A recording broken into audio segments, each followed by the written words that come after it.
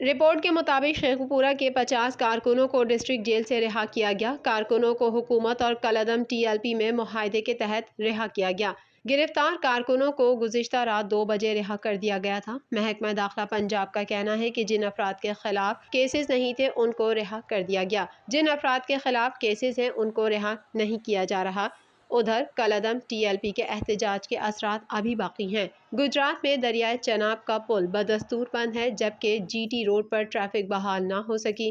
Internet service بھی معطل ہے۔ دریائے جہلم پر تینوں پل کھول دیے گئے۔ تعلیمی ادارے، پیٹرول پمپس اور ریسٹورنٹس اوپن ہیں۔ دوسری جانب لاہور، راولپنڈی اور پشاور کے درمیان ٹرین آپریشن مکمل طور پر بحال ہو گیا۔ راولپنڈی سیکشن پر ٹرین آپریشن 5 روز سے کالعدم جماعت کے دھرنے کی وجہ سے مکمل طور پر بند تھا۔ ذرائع کے مطابق سیکشن بند ہونے سے ریلوے کو 1.5 کروڑ روپے سے زائد کا مالی خسارہ برداشت کرنا پڑا۔ جن افراد نے ریزرویشن کروائی تھی انہیں سخت مشکلات کا سامنا رہا۔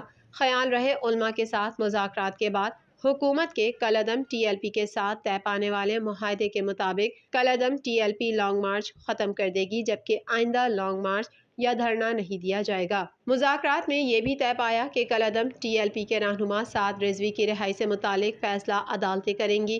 اس معاملے میں حکومت کوئی رکاوٹ نہیں ڈالے گی۔ کارکنوں کی رہائی قانونی طریقہ کار کے تحت ہوگی۔ معاہدے میں اتفاق کیا گیا کہ کالعدم ٹی ایل پی کو سیاسی سرگرمیوں کی اجازت ہوگی۔